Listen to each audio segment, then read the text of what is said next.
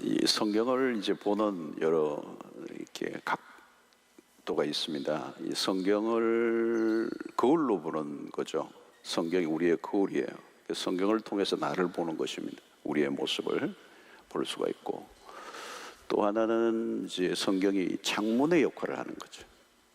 그래서 성경을 통해서 세상을 보는 이런 관점으로 이제 세상을 볼 수가 있게 되죠. 성경의 관점, 성경의 앵글로 이제 세상을 보게 합니다. 그래서 성경을 자세히 들여다보면 세상이 보여요.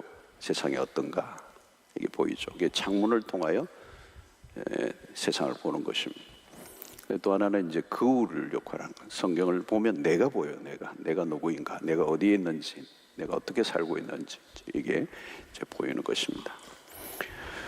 특별히 이스라엘 백성들의 모습을 보면 그게 오늘 우리에게 거울이 된다.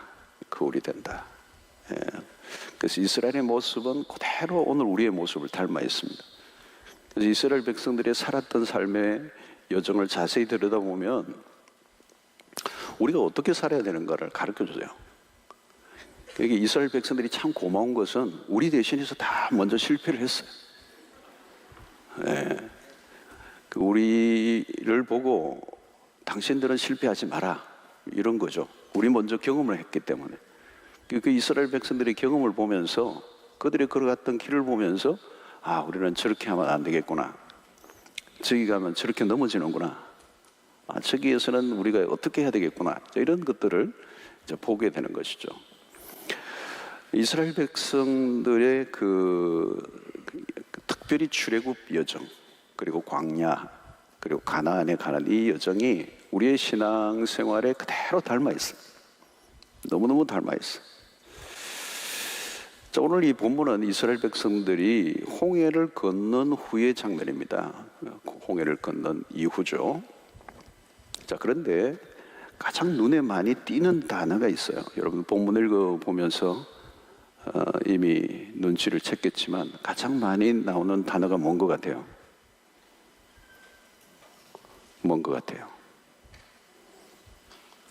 맞추신 분에게 선물을 하나한테. 원망이죠, 그죠? 원망이라는 단어가 있습니다. 원망. 우리 현대적 용어로 얘기하면 불평, 그죠? 불평, 원망, 불평. 자, 이 불평이 뭡니까? 원망이 뭐죠? 현재 상태에 대한 불만족이죠. 오늘 우리의 삶에 가장 많이 쫙 퍼져 있는 것 중에 하나가 뭐냐면 불만족이에요. 자, 이 현재 시점을 잘 보아야 됩니다. 홍해를 건넌 이후에 사흘 만에요. 사흘 만에. 이때가 언젠가 하면 홍해를 건넌 후 사흘. 의외로 믿어집니까? 홍해를 건너고 사흘 만에 백성들의 입에서 원망이 나왔다.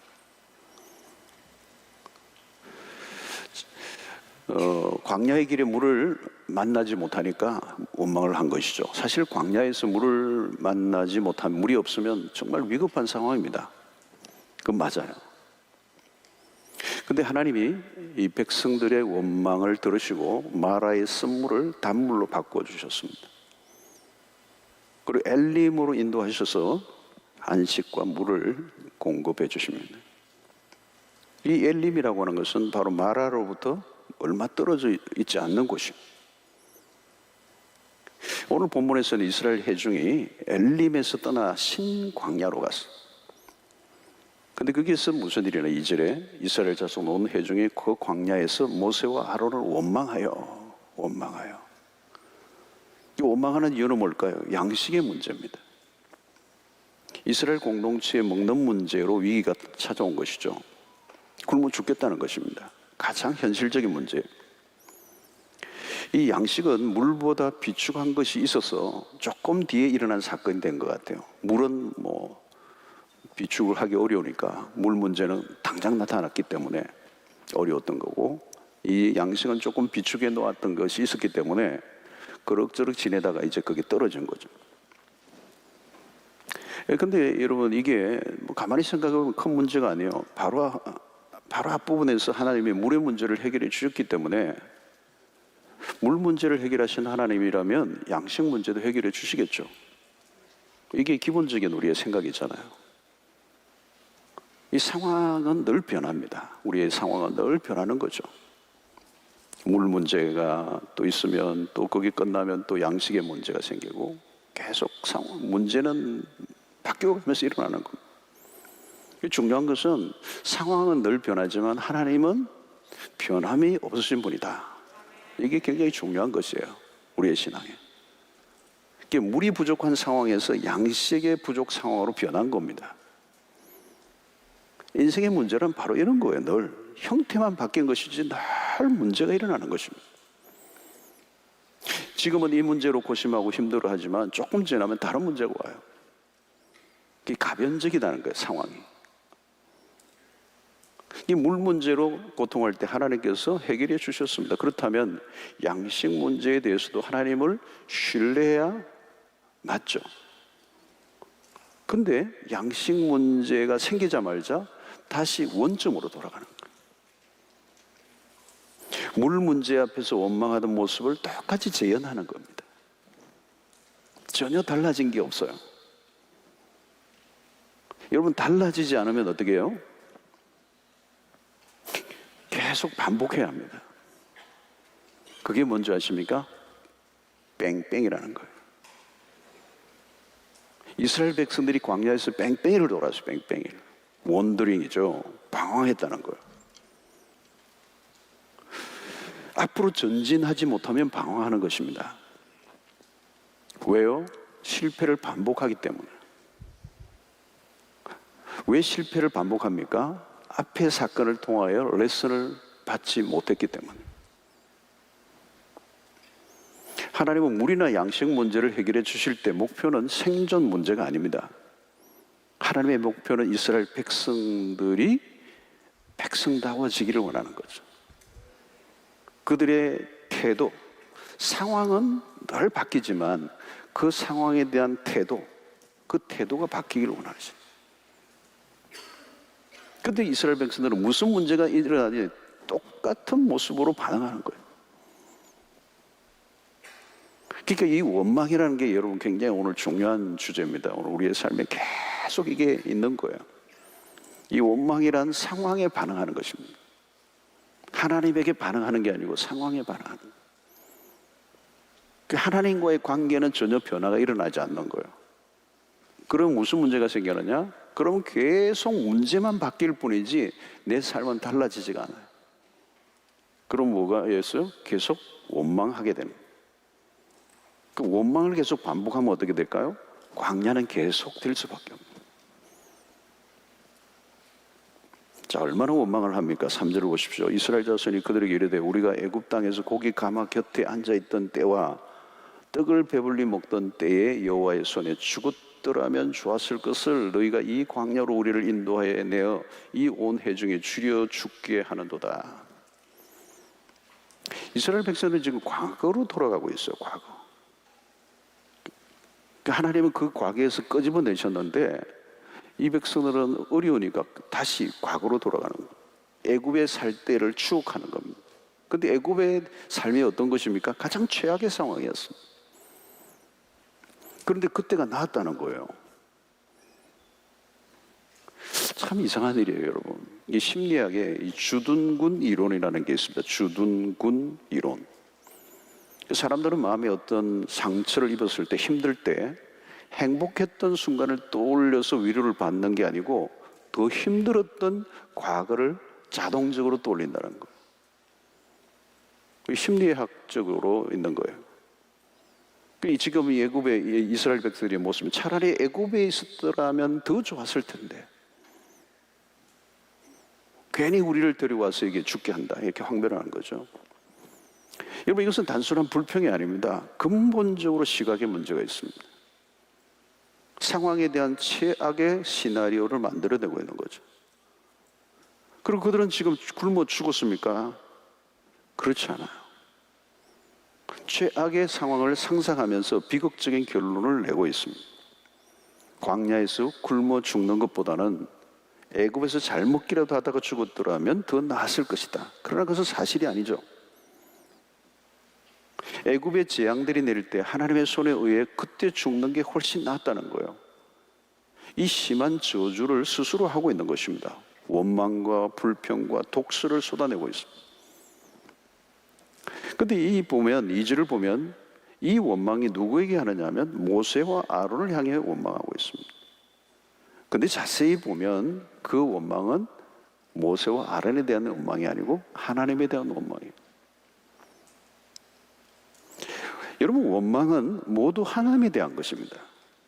누구에게 하는? 우리는 모든 상황을 주관하시고 통제하시는 분이 하나님이라는 사실을 믿는 사람입니다. 모든 환경은 하나님의 손 안에 있습니다. 우리의 모든 것은 하나님의 통치와 섭리 안에서 돌아가고 있어요. 그렇기 때문에 모든 우리의 불평은 하나님에게로 돌아가게 돼 있어요. 하나님이 하시는 일에 대한 승복을 하지 못하는 거죠. 하나님의 그 원망을 하나님에 대해서 쏟아내고 있는, 이스라엘을 구원으로 이끌어내시는 하나님에 대한 이 모욕적인 모습이 바로 이 원망이기 때문에 이 원망은 작은 일이 아니에요. 결국은 여러분, 이 원망하는 이 백성들이 나중에는 굉장히 하나님의 맹렬한 심판을 받게 되죠. 이것은 하나님의 구원을 근본적으로 거부하는 이 불신앙적인 모습이기 때문에 그래요. 그래서 오늘 이 본문에 원망이라는 단어가 계속 나오는 거예요. 7절에도 보십시오. 아침에는 너희가 여호와의 영광을 보리니 이는 여호와께서 너희가 자기를 향하여 원망함을 들으셨습니다. 우리가 누구에게 너희가 우리에게 대하여 원망하느냐. 또 8절 하반절에 보니까 너희의 원망은 우리를 향하여 함이 아니요 여호와를 향하여 함이로다. 9절 여호와께서 너희의 원망함을 들으셨느니라 하라. 12절에서도 내가 이스라엘 자손의 원망을 들으노라. 여러분, 하나님은 모든 것을 들으십니다. 우리 기도도 들으시고요, 찬송도 들으시고요, 원망도 들으세요. 다 듣고 계세요. 하나님은 귀가 굉장히 밝으신 분. 우리의 말만 들으시는 게 아니고 우리의 마음도 들여다보고 계세요. 그래서 여러분, 영성이란 무언가 하면 우리의 말과 마음을 잘 다루어야 합니다. 우리의 입에서 무슨 말이 나오는가를 하나님이 듣고 계신다. 우리의 마음 깊숙한 곳에 무엇이 있는가를 살피시는 하나님. 평소에 우리가 하는 그 말이 우리의 모습이라는. 자, 이스라엘 백성들은 이 원망이 습관이 되어 있습니다. 여러분, 이 습관이 얼마나 무서운지 모릅니다. 이 습관이 어디로부터 시작된 습관이었습니까? 애굽의 노예 생활을 할 때부터. 그들은 늘 피해의식 속에 살았습니다. 그 피해의식에서 빠져나오지를 못했어요. 조금이라도 어려움이 오면 과거의 상처에 사로잡혀 있어요. 심하면 피해 망상증에 걸려 있어요.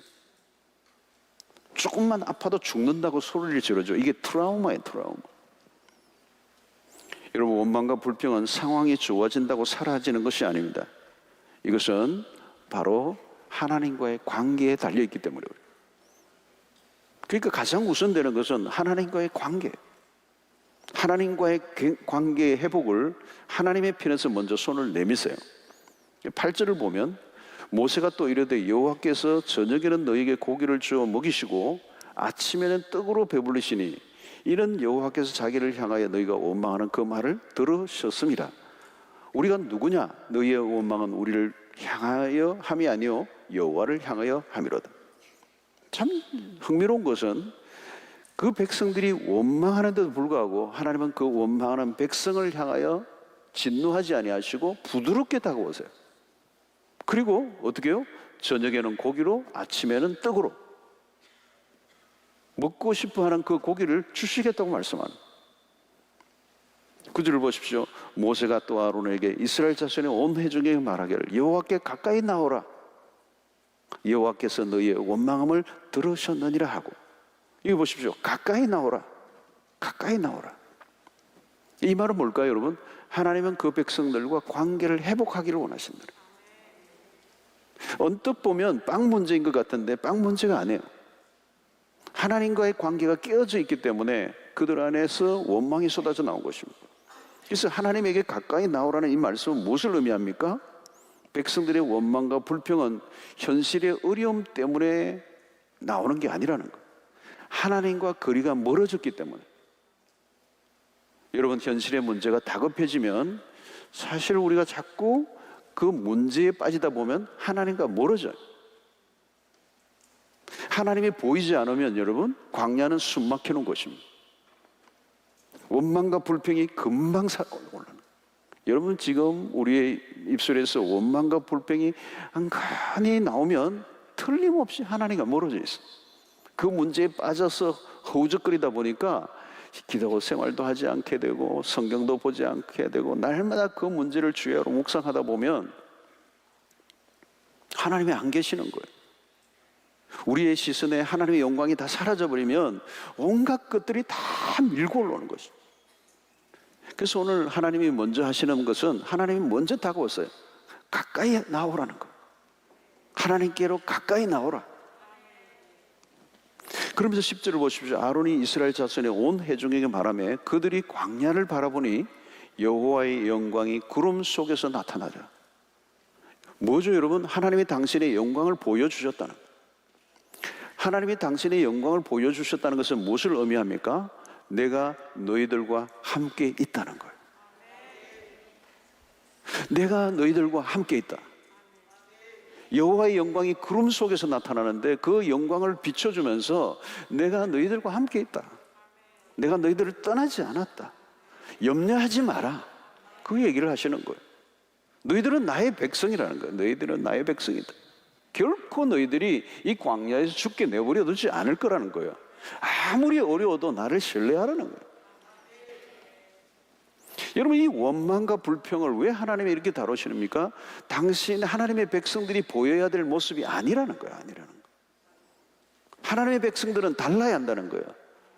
내가 누구인지를 알라는 거죠. 나는 너희의 하나님이 되고 너희는 나의 백성이 되리라. 이 계속 여러분이 모세를 통해 주시는 메시지 아닙니까? 그걸 모르면 원망과 불평이 쏟아지게 되는 것이죠.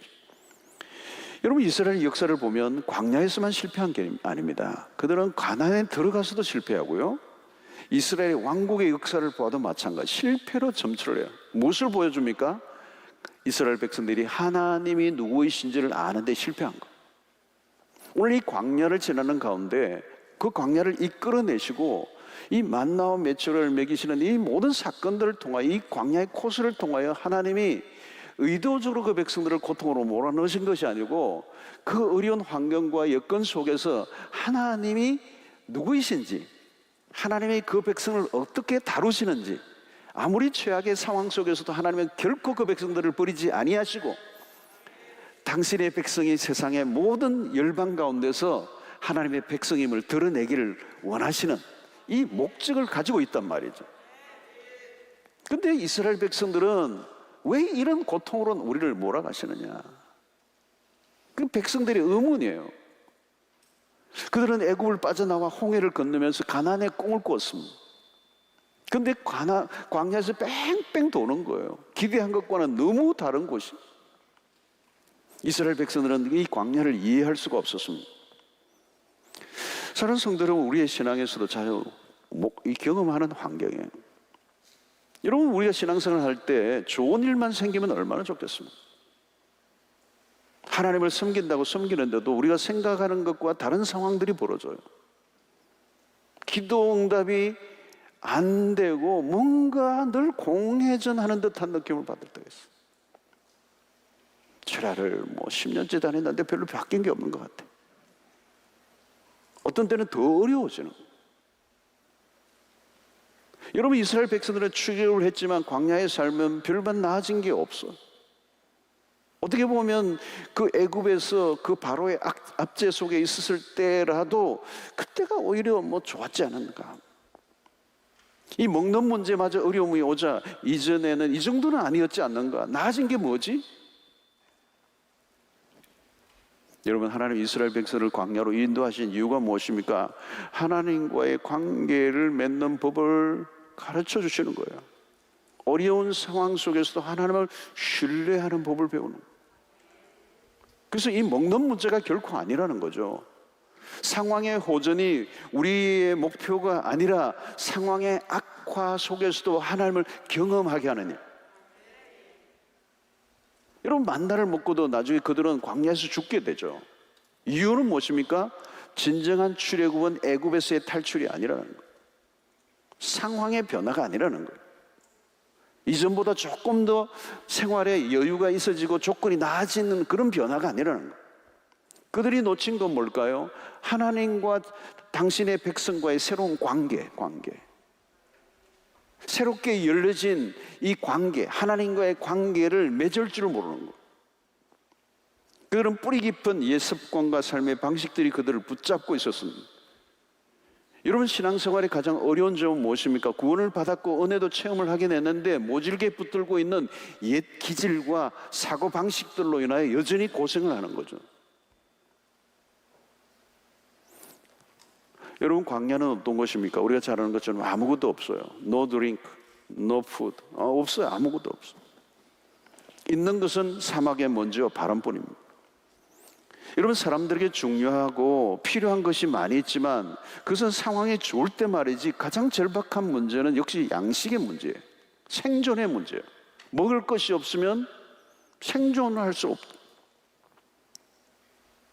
광야로 이끄신 것은 바로 인간이 가지고 있는 가장 기본적인 것까지도 하나님이 컨트롤 하시는 거예요. 여러분, 만약에 이스라엘 백성들이 지금 한 200만 정도 된다고 생각해 보세요. 이는 엄청난 얘기죠. 우리 90년도에 초에 북한의 고난의 행군, 그때 한 200만 가까이 죽었다고 그래요. 먹을 게 없어서. 그냥 시체가 그냥 너부러지고 그냥 어떻게 할 수도 없는 엄청난 사건이 일어났죠, 여러분. 이 이스라엘 백성들이 200만이에요, 200만. 그런데 여러분, 먹을 것을 차단시켜버린 하나님의 의도는 뭘까요, 여러분? 200만이 먹을 게 없어. 먹을 게 없어서 죽겠다고 아우성을 치고 있는 거예요. 왜 그런 상황까지 하나님이 몰아가시는 거예요? 절박한, 이 먹는 문제는 가장 인간의 절박한 문제. 사흘 굶으면 어떻게 해요, 여러분? 사흘 정도 굶으면 어떻게 되세요, 여러분? 배에는 게 하나도 없죠, 여러분. 먹는 것을 차단시키신 거죠. 이거 어떻게 보면 광야로 몰아가신 거죠. 그 하나님의 의도가 있을 거라고요.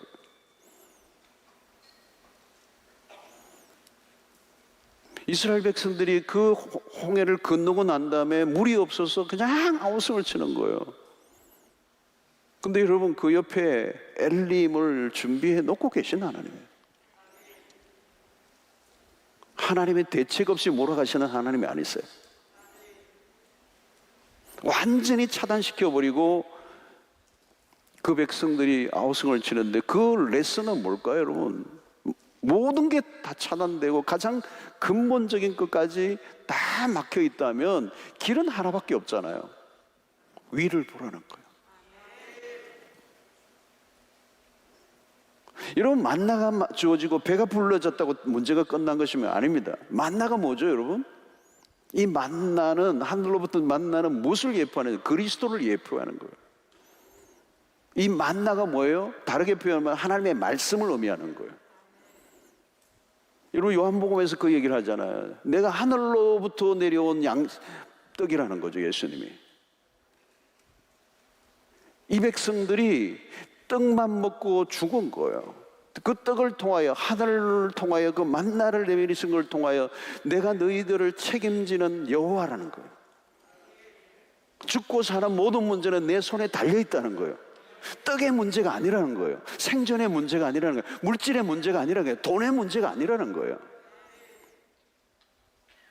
육신의 배부름으로 우리의 인생이 해결되지 않는다는 거예요. 그래서 여러분 보십시오. 이게 예수님의 공생의 출발에 첫 번째 사건이 뭡니까? 마귀에게 시험을 받으신 사건이잖아요. 언제요? 40일 금식 후에.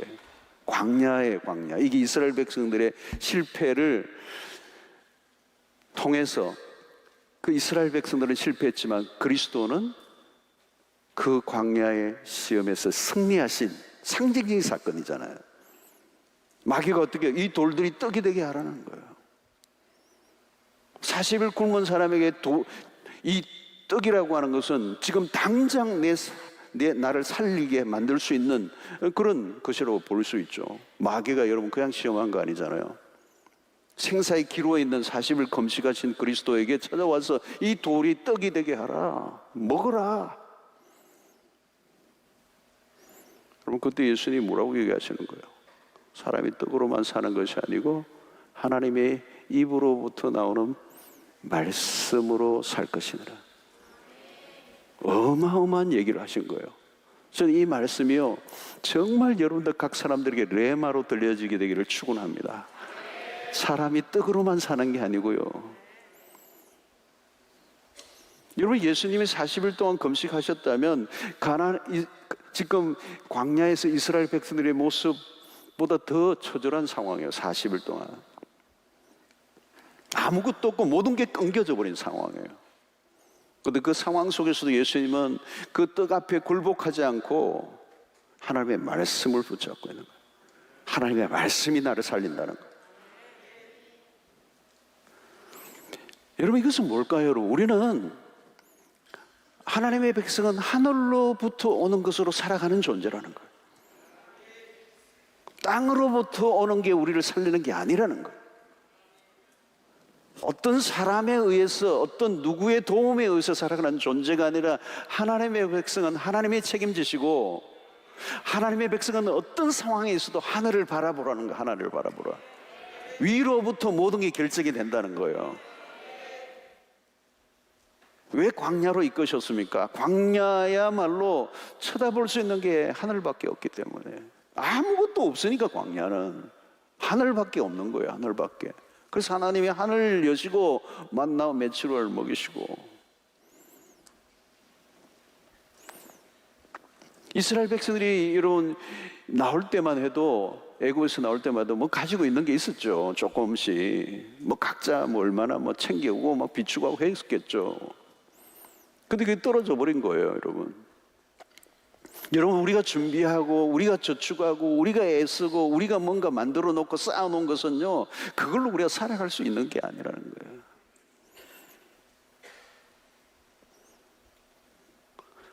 여러분들이 뭐 어디 막 이게 숨겨둔 거 뭐 이런 거 있으면요 그거 어찌할 게 없어요, 여러분. 여러분 사람들은 하나님이 아닌 어떤 것을 안정감으로 삼으려고 합니다. 그러나 여러분 세상에 그 어떤 것도 하나 외에는 우리에게 진정한 안정을 줄 수가 없어요.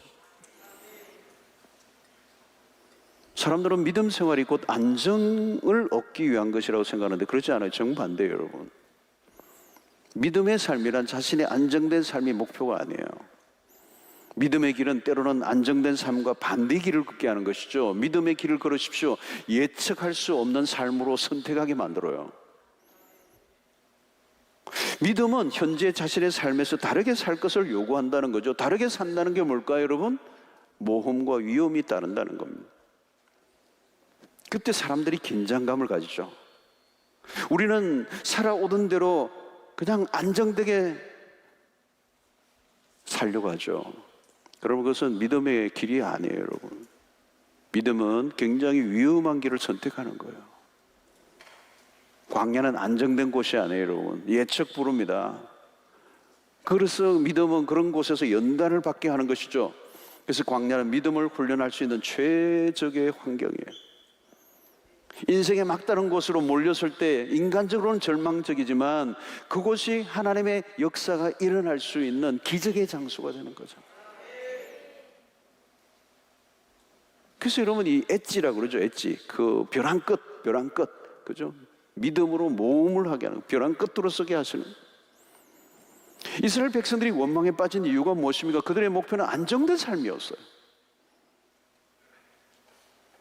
그런데 현실적으로는 불안정한 삶이 계속 지속되는 거예요. 그래서 차라리 애굽으로 돌아가자는 거예요. 왜 그렇습니까, 여러분? 노예였지만 정착을 했거든요. 떠돌이 삶이 싫었던 거예요. 안정된 삶이 목표가 되면 하나님을 경험하는 삶은 불가능합니다. 하나님을 경험하는 삶은 불안정한 삶에서 일어나는 거예요. 여러분, 하나님이 언제 필요합니까? 하나님이 아니면 살 수 없는 순간. 그런 상황을 우리는 주로 위기라고 얘기해요. 그러나 여러분, 하나님의 백성들에게는 그 위기의 그 순간이야말로 하나님의 도움이 없이는 살 수 없는 순간, 하나님만이 필요한 순간. 여러분, 그때가 하나님의 백성들에게는 가장 좋은 때예요. 사실은 하나님이 필요 없는 순간, 여러분, 그건 굉장히 위험한 거예요. 내가 내 삶의 모든 환경이 부족함이 없고 안정되어 있고 그냥 모든 게 잘 돌아가고 이런 좋은 환경인 것 같아요. 그렇지 않아요, 여러분? 그런 내가 생각하는 대로 돌아가고 모든 것이 다 갖춰져 있고 안정되어 있으면요, 틀림없이 내가 하나님의 자리에 앉아 있어요. 하나님 필요 없어요, 여러분. 그때가 얼마나 위험한 순간인지 몰라요. 자, 오늘 여러분이 원망하는 백성의 하나님은 하늘 양식을 약속하시죠. 만나를 하늘에서 비 오듯 내리시겠다는. 4절을 보십시오. 일용할 양식이라고 그랬어요. 일용할 양식을 날마다 내리시겠다는 거. 날마다. 그리고 제7일에는 갑절을 내리고 제7일은 준비하게 하세요. 제7일을 준비하게 하세요. 매일 그날의 것만을 받아 먹으라고 하셨습니다. 한꺼번에 주시지 않았어요. 모아도 소양이 없어요. 어떤 사람은 욕심을 부려서 모았는데 다 썩어버려요. 내일은 내가 내일 줄 거라는 거예요. 내일 일은 내일 염려하라는 거예요.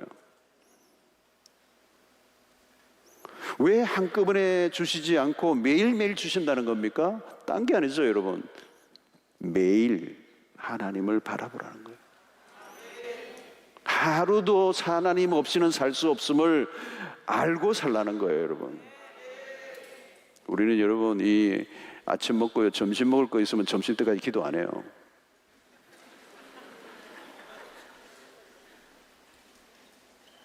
얼마나 우리가 하나님을 쉽게 떠나는지 몰라요. 하루도 한순간도 하나님 없이는 살 수 없습니다. 그걸 이스라엘 백성들에게 훈련시키시는 거예요, 여러분. 그래서 매일 내리시고 내일 거는 거두지 말라는 거예요. 내일을 위해 쌓아두지 말라는 거예요. 이 말은 한순간도 돌리지 말라, 고개를. 여러분, 우리의 삶의 위기는 언제 나타납니까? 하나님이 아닌 다른 곳으로 눈을 돌릴 때입니다. 그래서 하나님의 레슨은 광야에서 하나님이 당신의 백성들을 한 번만을 바라보게 하신 거예요. 여러분, 우리가 기도하지 않아도 될 순간이 있었습니까? 여러분, 어떤 때는 여러분 기도를 하고 또 해도 응답되지 않는 일들이 얼마나 많습니까? 왜 기도하게 하시고 기도 응답이 없는데도 계속 기도하게 하실까? 다른 것 없어요, 여러분. 그것이 우리의 존재예요, 여러분. 우리는 일평생 하나님에게 기도하고 하나님을 의지하면서 살아야 할 존재예요. 만약에 여러분 기도거리가 없어지고 내가 원하는 완벽한 환경이 이루어졌다면 하나님께 감사하고 살까요? 결코 인간은 그러지 않아요. 내가 원하는 대로 이루어지지 않음에도 계속 기도해야 하는 이유는 무엇입니까? 내가 하나님이 아니라는 것을 인정해야 돼요. 동시에 하나님을 의지하며 살아야 할 존재라는 사실을 인정하는 것입니다. 여러분, 이것이 광야에서 훈련의 가장 중요한 과목입니다. 문제가 생겼을 때 하나님을 의지하는 신앙이 정도가 아니에요. 언제나 의지함을 배우는 거예요. 순간순간 하나님을 의지하는 일이 몸에 배어 있어야 된다는 거예요. 몸에 배어 있어요. 모든 것에서, 일상에서 무엇을 하든지 어디에 있으나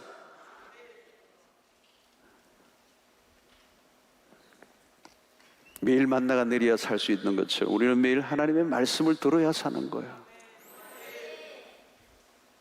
여러분, 결혼도 그러잖아요. 여러분, 한참 좋을 때 사랑하고 고백했던 것으로 끝나면 안 돼요, 여러분. 어제 아무리 뜨겁다고 해도 오늘 또 계속 고백하고 서로의 사랑을 확인해야 하고 서로를 계속 바라봐야 되는 거잖아요.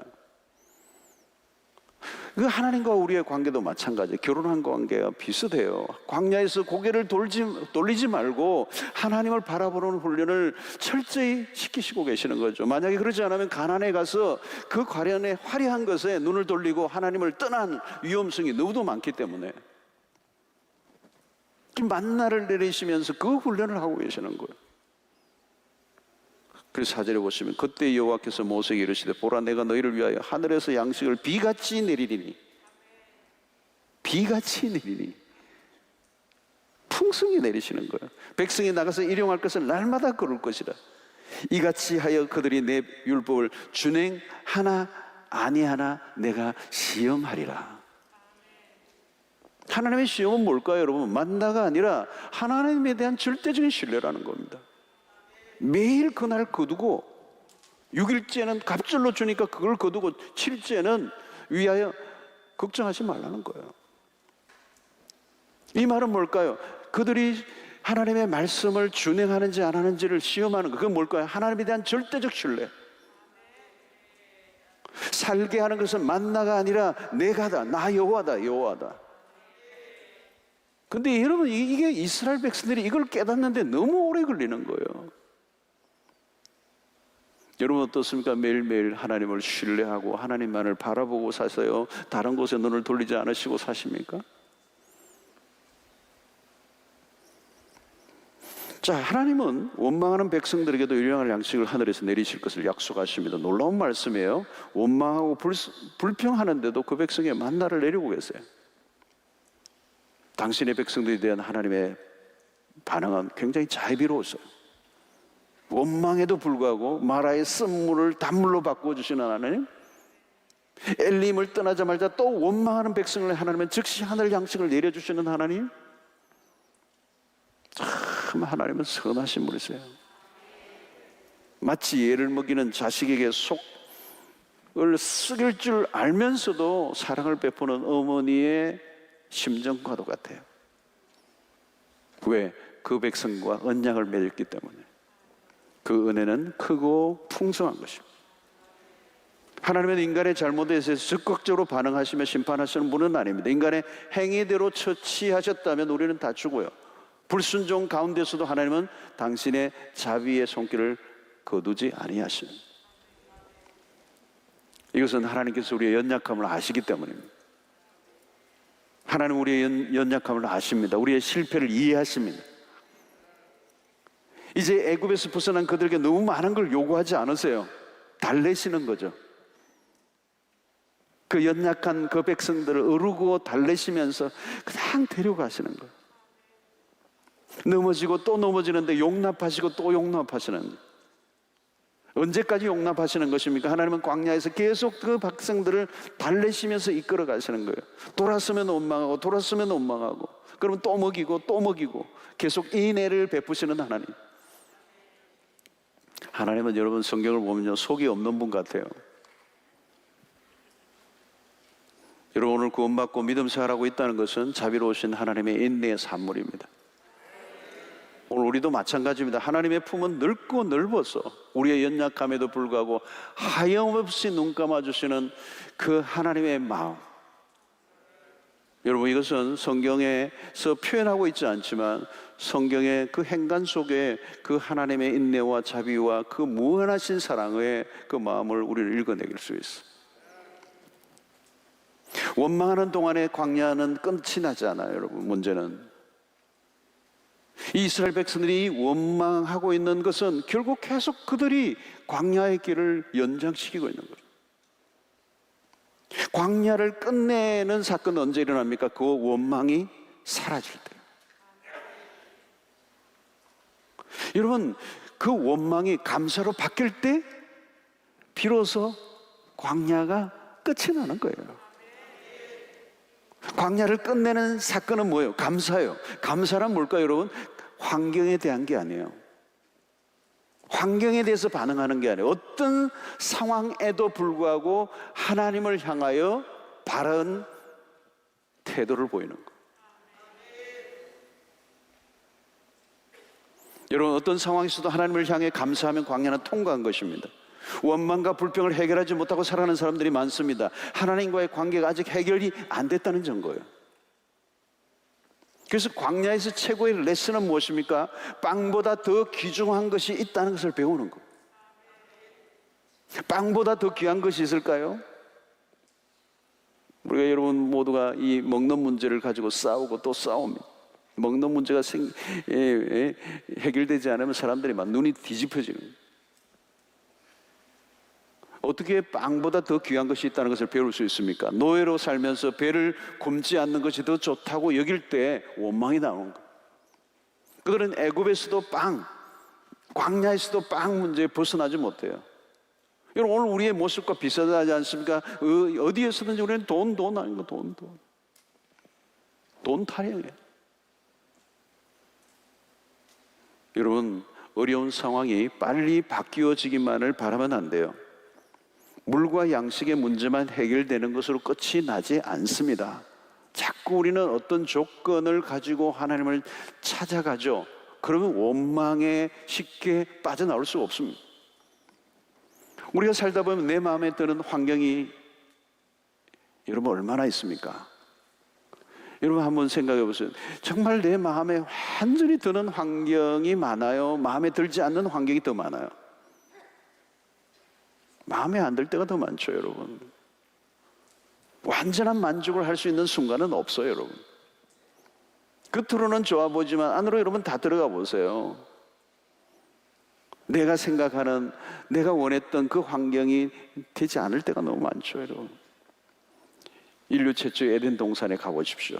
가장 완벽한 환경이라고 할 만한데 그곳에서도 인간은 죄를 지어요. 부족함이 없는 에덴 동산, 거기에서 죄를 지어요. 거기에서도 뭔가 부족함을 그대로 느낀 거예요. 여러분, 어려운 상황이 펼쳐질 때마다 질문하시기 바랍니다. 하나님 왜 이런 환경을 허락하셨을까? 그것은 여러분, 하나님이 우리를 어떤 수준으로 끌어올리기를 원하시는 거예요. 하나님과의 관계가 더 깊어지기를 원하시는 거예요. 여러분, 물과 양식이 없으면 우리가 죽지 않습니다. 하나님을 찾지 않고 하나님을 신뢰하지 않아서 죽는 거예요. 상황으로 보면 최악이에요. 그러나 영적으로는 최상이 될 수가 있습니다. 세상적인 조건이 더 나아진다고 행복하지도 않고요, 성공이라고 할 수가 없어요. 어떤 상황 속에서도 신앙생활을 제대로 할 수 있다면 그건 최상입니다. 불평하지 않고 탓하지 않고 감사할 수 있다면 최상의 컨디션이에요. 여러분, 어떻게 하면 좀 더 형편이 나아질까 염려하지 마세요. 어떻게 하면 신앙이 좀 더 좋아질까를 고민하셔야 돼요. 운영하는 사업이 더 잘 된다고 하나님을 잘 섬긴다는 보장이 없어요. 잘 되는 것이 어쩌면 더 위험하고 더 빨리 내 삶을 망가뜨리는 것이 될지도 몰라요. 우리가 추구해야 하는 것은 가정 형편이 풀리는 게 아니에요. 신앙의 형편이 풀려야 돼요. 애굽이 더 나은 곳인지, 광야가 더 나은 곳인지, 더 나은 것인지, 가나안이 더 나은 것인지 모를 일이에요, 여러분. 중요한 것은 언제 내가 하나님과 가장 가까워지느냐에 달려있다는 거예요. 우리의 미래가 어떻게 될지는 아무도 몰라요. 다만 우리가 확신하는 것은 내가 지금 하나님과 더 점점 가까워지고 있다면 그것으로 충분한 것입니다. 여러분, 앞으로 우리 코로나19를 지나면서도 겪었어요, 그죠? 예측하지 못했던 사건이 일어나 그 2년의 세월 가까이 엄청나게 모든 걸 다 덮어버렸어요. 지금 또 델타라고 하는 또 이 변이 바이러스가 또 지금 시작이 됐어요. 긴장감이 들어와요. 이게 뭐 초스피드로 번진다고 그러니까. 그러니까 이런 거라니까요. 코로나19가 끝나면 끝날 건가? 우리의 인생의 문제는 끝나지 않는다는 거예요. 우리의 미래는 아무도 알 수가 없어요. 우리가 확신할 수 있는 것은 이 세상의 환경을 보면 이 변하는 세상에서 우리가 붙잡아야 될 것은 아무것도 없어. 상황을 바라보면 우리는 두려워할 수밖에 없는 거예요. 이스라엘 백성들이 지금 종잡을 수 없는 거예요. 다시 돌아갈까 말. 돌아갈 수도 없는 거예요. 홍해를 건너왔어요. 광야의 길에서 길이 보이지 않는 거죠.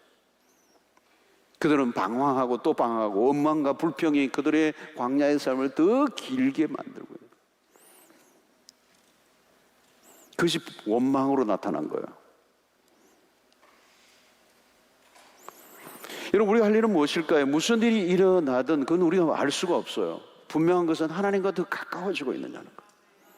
우리가 이전보다 더 하나님을 더 사랑하느냐는 거죠. 이전보다 더 하나님을 더 신뢰하느냐. 그것으로 충분한 겁니다, 여러분. 그 다음은 하나님이 알아서 하시는 거예요, 여러분. 여러분, 하늘로부터 만나온 메추라기만 내린 게 아니에요, 여러분. 하늘로부터 하늘 여시고 200만의 백성들이 먹을 수 있는 만나와 메추라기를 내게 있었다는 그 사건은 뭘 얘기하는 겁니까? 만나와 메추라기만 내리시는 하나님이 아니고 하나님은 무엇이든 하실 수 있는 분이라는 걸 그 모든 백성들이 똑똑하게 보도록 하늘로부터 그냥 쏟아 내리신 거예요. 하나님이 하나님 되심을 보여주신 거예요, 여러분. 매일 하늘로부터 만나가 내려진 것을 통한 메시지는 우리는 하늘로부터 내리는 것으로 살 수 있는 존재라는 것을 알려주신 것이죠. 그러니 여러분, 다른 거 걱정하지 말라는 거예요.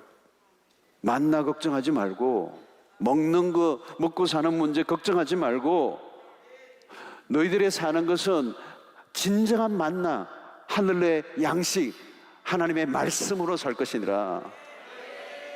여러분, 말씀의 능력이 얼마나 큰지 몰라요. 말씀이 내 영혼에 밀려오면 힘이 나는 거죠. 그 말씀이 밀려오면 내 안에 있는 모든 염려와 근심을 다 몰아내고 소망이 넘치게 하고 우리의 영혼을 막 펄펄 살아내게 하는, 여러분, 이 말씀은 그냥 말씀이 아니에요. 생생하게 살아있는 말씀. 여러분, 신자는 세상에서 달라야 합니다. 상황이 좀 어려지면 원망하고 불평하는 삶을 산다면 그것은 전혀 구분이 안 되는 세상 사람과 똑같은 삶이에요. 어떤 상황이든 그 사건은 하나님의 손에 달려있음을 믿어야 되는 거예요. 백성들이 먹을 것이 없어 죽게 하시지 않습니다. 그들은 불평 때문에 죽었다는 거예요. 하나님의 주권에 대한 인정을 하지 않았던 거죠.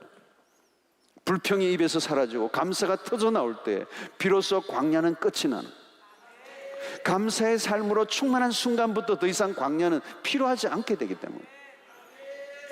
그래서 여러분, 감사의 삶은 하나님의 나라를 경험하는 것입니다. 상황을 초월하는, 어떤 상황 속에서도 하나님을 신뢰하는 사람들, 어떤 상황 속에서도 하나님의 하나님 되심을 인정하는 사람들. 감사란 무엇입니까? 모든 일에 하나님의 선하신 역사를 신뢰할 때 나오는 거예요. 우리에게 일어난 어떤 일도 하나님과 관련되지 않은 일은 없어요.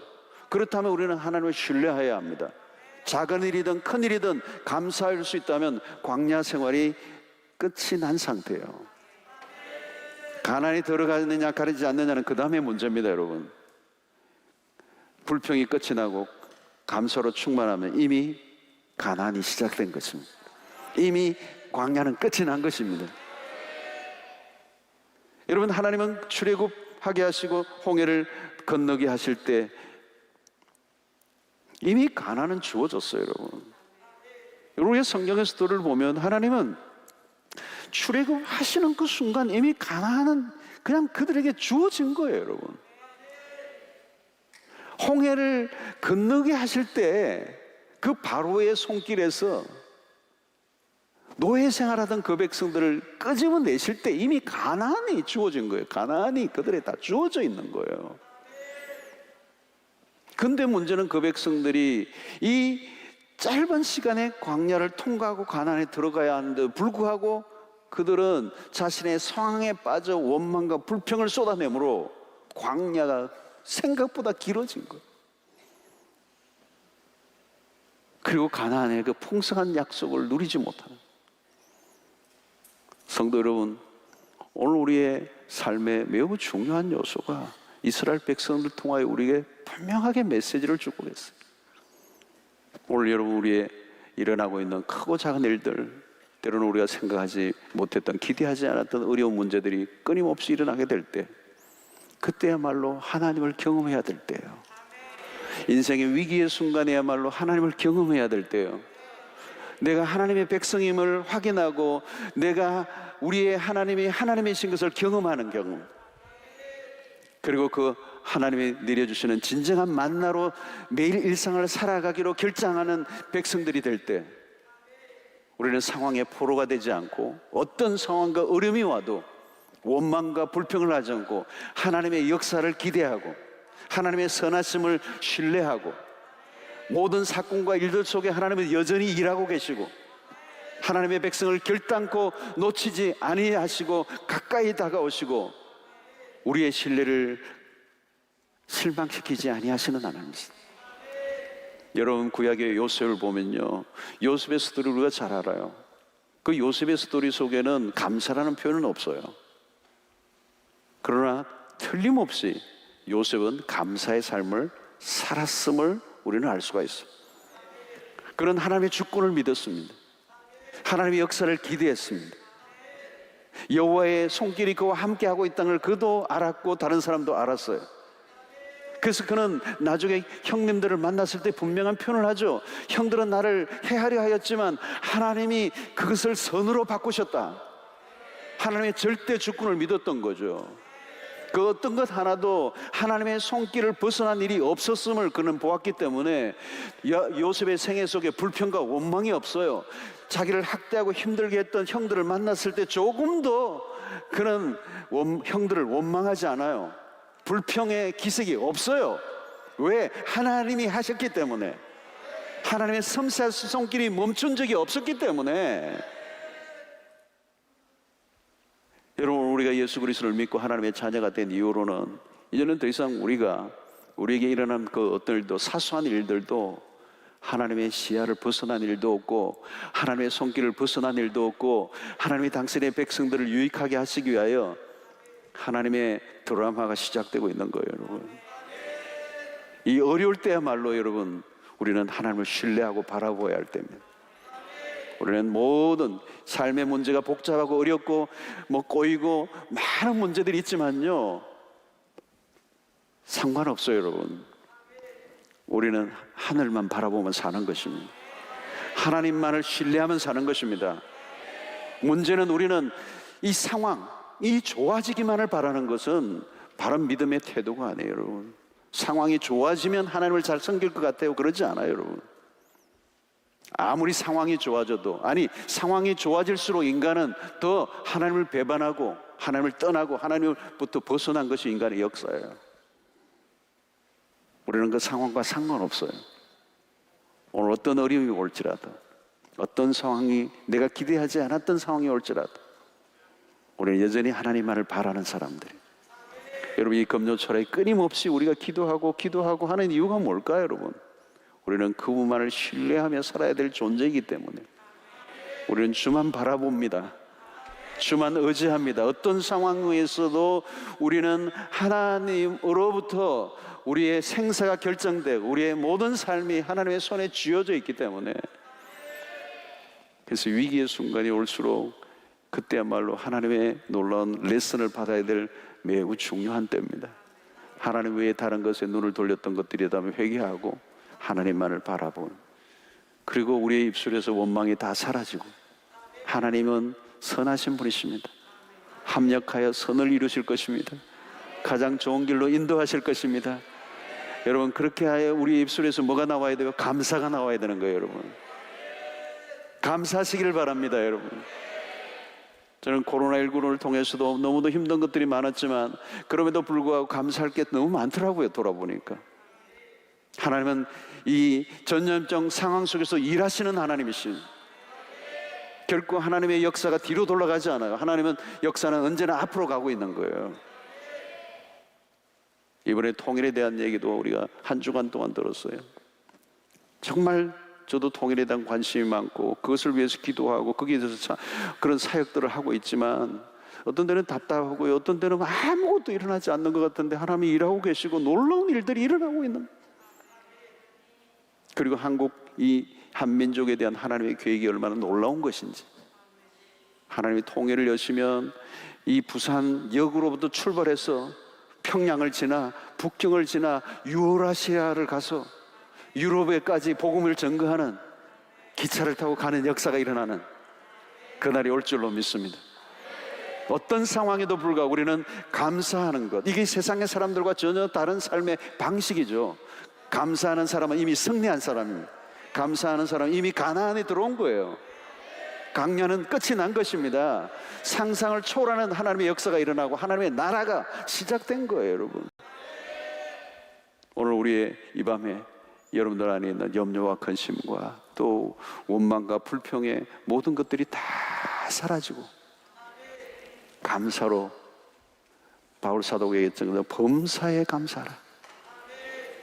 가난을 들어가는, 광야를 끝내는 이 밤이 되기를 바라고, 무슨 일이 일어나든 나는 감사하며 살겠습니다. 어떤 상황 속에서 하나님을 찬양하겠습니다. 하나님 끊임없이 우리에게 다가오시는 하나님, 우리를 결코 떠나지 아니하시는 하나님, 하늘을 여시고 하늘의 놀라운 역사를 날마다 일으키시고 우리의 모든 생사가 그분의 손에 달려있음을 믿고 왕 되신 하나님, 우리의 하나님, 그 하나님을 노래하고 높여드리는 여러분들 되시기를 주의 이름으로 축원합니다.